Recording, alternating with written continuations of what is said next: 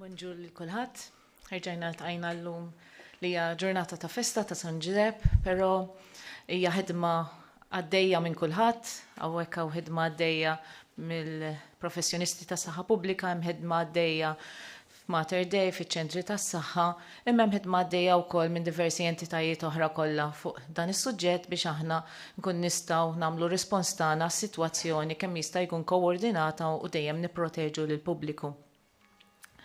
Tajb ngħidu li aħna bqajna dejjem bis-swabbing tagħna, dejjem qegħdin inżidu iktar nies li qegħdin nagħmlu t-testing tagħhom u propju l-bira għamilna 304 swabs u minn dawn ħarġu 5 każi li huma pożittivi.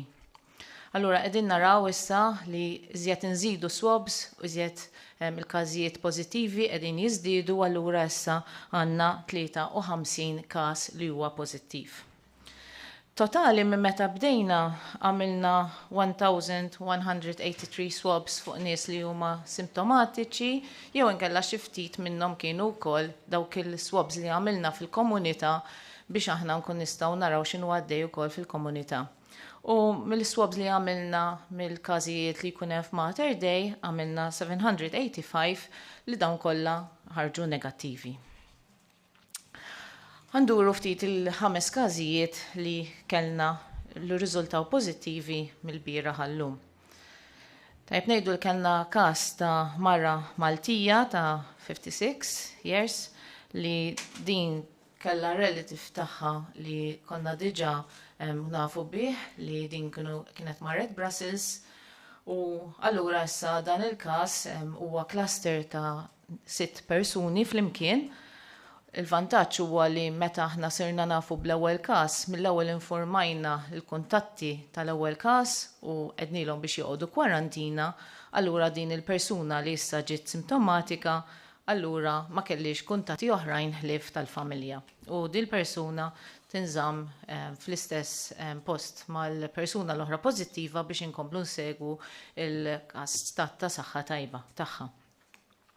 Kellna każ ieħor ta' raġel Malti ta' 29 sena li dan kien l-Ingilterra bejn 8 ta' Marzu u l-15 ta' Marzu u fil-15 ta' Marzu bdew bis-sintomi ta' sola, iħossu għajjin u tuħ ta' nifs u l-fatt li anka il-miżuri li ħadna u anka il-liġijiet li għamilna dwar il-kwarantina hawnhekk kellhom l-impatt tagħhom għaliex dal-persuna minn meta ġi lura minn Malta fil-15 ta' Marzu fejn il-liġi kienet diġà applikabbli u għad f'kwarantina u bekk ma kellniex iktar kuntatti barra ta' dar tiegħu li setgħu ġew esposti.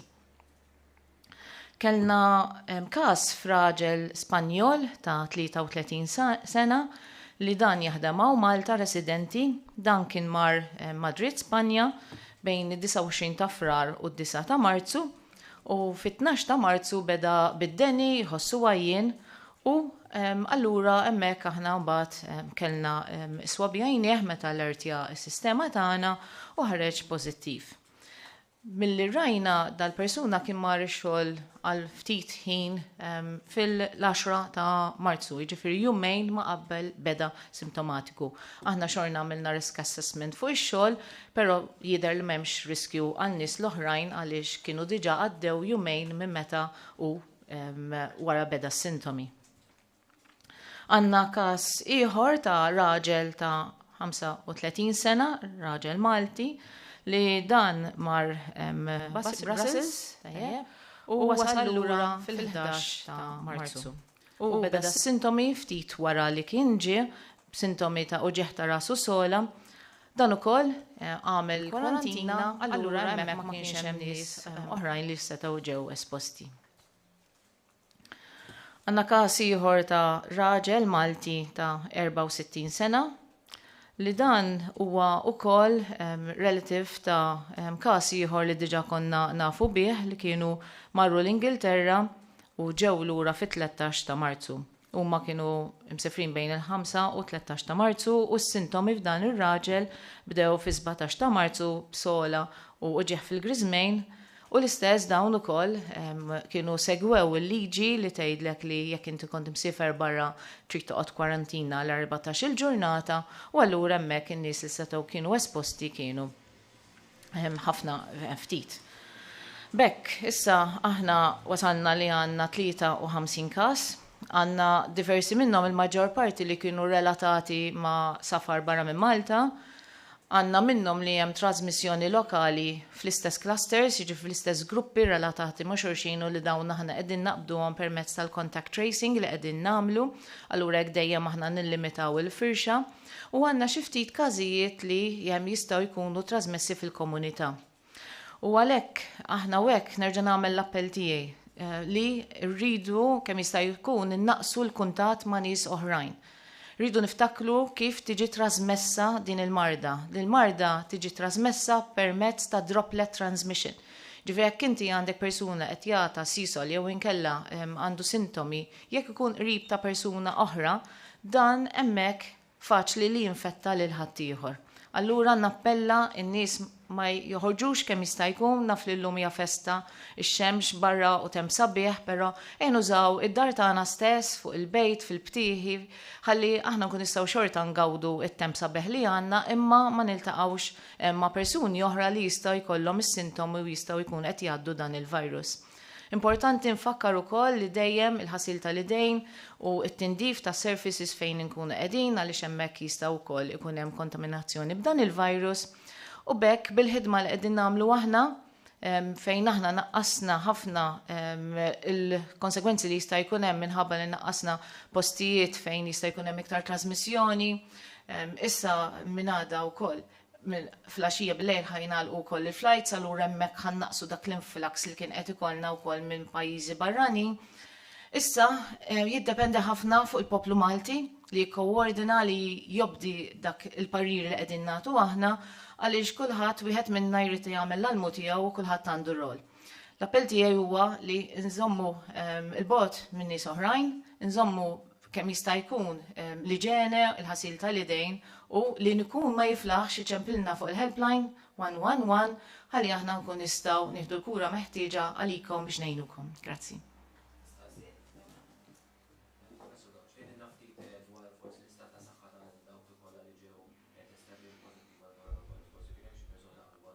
Iva, bħalma konna qegħdin ngħidu konna qegħdin naraw kull każ li kollha kienu fi stat ta' saħħa tajba, żammejnihom biċċiet minnhom propju fl-isptar Mater Dei għaliex biex aħna nżommuhom fl-isolation u kollha huma fi stat tajjeb, segwejnihom wieħed u anke dawk li huma kellna anzjani wkoll jinsabu fi stat tajjeb ta' saħħa.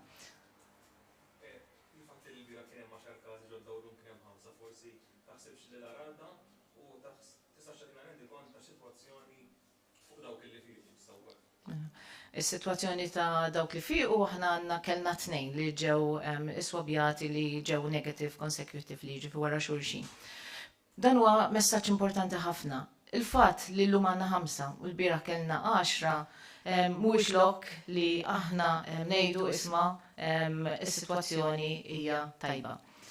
Il-fatt li għandna 10 ftakru li aħna dawn huma numri li huma żgħar ħafna, importanti li aħna nibqgħu għaddejjin bil-miżuri li għandna nieħdu għaliex l-ar m'għadu ma ġiex. Importanti dan il-virus għadu qed idur madwarna, ir-riskju xorta għadu hemm, allura l-appell tan-nies huwa li ejja nieħdu l-kawtela u nimxu mar-rakkomandazzjonijiet għaliex ma nistgħux aħna nerħu rridni issa għaliex nafu li l-każijiet ħajibqa' jkollna u aħna rridu nagħmlu l-almu tagħna li permezz tal-miżuri kollha li ħadna nibdew naraw l-effett tagħha, però noqogħdu attenti li dawn numri ma jqarqux bina.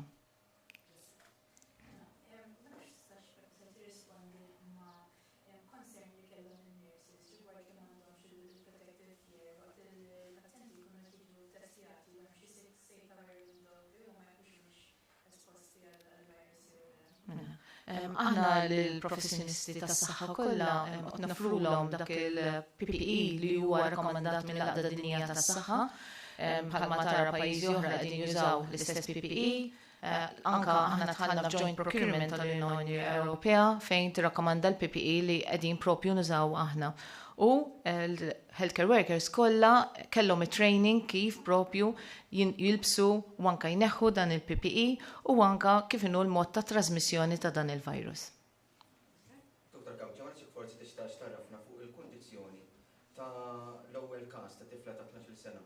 jekk hemm xi wħud minn dawn il-każijiet mill-53 li semmejna li forsi ma fuqux, kif ukoll jekk hemm xi każijiet ġodda ta' ħaddiema tas-saħħa li minnhom irid tħabbru l-bieraħ u l-bieraħ li wraw u mhix fi kwarantina. Tajb ngħidu li kollha kienu fi stat ta' saħħa tajjeb ħafna u meta aħna qedna recovery dak ikun recovery meta inti għandek il-virus li jkun telaq mill-ġisem tal-persuna. Allura inti għandek dawk in-nies li jkunu ttestjati darbtejn fuq xulxin b'24 sija apart li jkunu ħarġu negattivi. Però dak ma jfissirx li jkun min ikun għadu qed jirriżulta pożittiv mhuwiex fi stat ta' saħħa tajjeb. Meta jibqa' jirriżulta pożittiv ifisser li għad għandu l-virus fuqu, allura hemm iktar ċans li xorta jista' jibqa' jittrażmetti dawn il-virus. Huwa għalhekk li aħna nibqgħu insegwuhom u anke dawk li jibqgħu pożittivi nżommuhom dejjem f'iżolazzjoni jew inkella kwarantina. Fir-rigward ta' professjonisti tas-saħħa ma kellniex iktar pożittivi, però aħna għandna numru ta' professjonisti li setgħu kienu f'kuntatt jew ma' professjonisti oħrajn jew inkella ma' pazjenti li dawn żammejnihom f'kwarantina biex aħna nkunu żgur li dawn ma jkunux ta' riskju lil pazjenti oħrajn jekk joħorġulhom is-sintomi. Kemm il-pazjenti bil-COVID-19 għadhom l-isptar u x'kura qed jingħataw u mistoqsija oħra persuni li għandhom l-asma fid-dawl tal-karatteristiċi ta' dan il-virus iridu jieħdu xi prekawzjonijiet ulterjuri oħrajn mill-persuni oħrajn. Aħna l-pazjenti qegħdin inżommuhom f'postijiet li huma differenti. Aħna għandna l-Infectious Diseases Unit ta' Mater Dei fejn hemmhekk bdejna ndaħlu l-ewwel pazjenti, però kif bdejna naraw li dawn dew sejrin tajjeb u s-sintomi tagħhom dew kważi imorru, bdejna nittrasferuhom ukoll faċilità oħra li għandna ta' healthcare facility li hija barra l-isptar.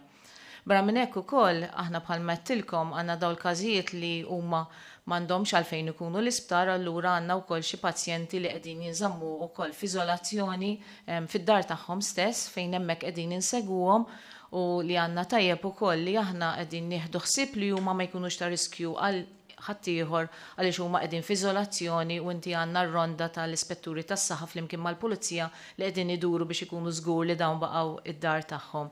Però barra minn hekk ukoll dawn li jinżammu d-dar aħna nkomplu nsegwu wkoll is-saħħa tagħhom billi permezz tal-professjonisti tal-kura primarja nkunu qegħdin nagħmlu link ma' dawn il-pazjenti ħalli aħna nkunu nsegwu s-sitwazzjoni klinika tagħhom.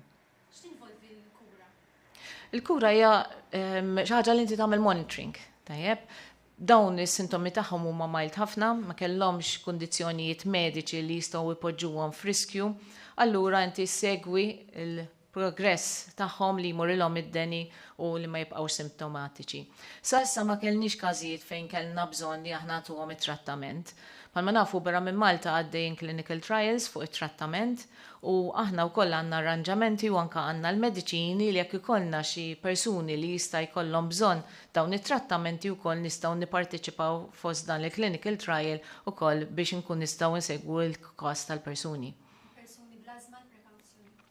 Nis li għandhom comorbid conditions, jiġri kondizzjonijiet bħal pereżempju mart tal-qalb, mart respiratorju, nis li huma diabetics, nis li għandhom l-immunità tagħhom li hija baxxa, jew inkella anzjani, dawn jistgħu jkunu iktar friskju li jaqbduhom komplikazzjonijiet jekk huma jimirdu bil-virus tal-COVID bħal kwalinkwa viruses oħrajn.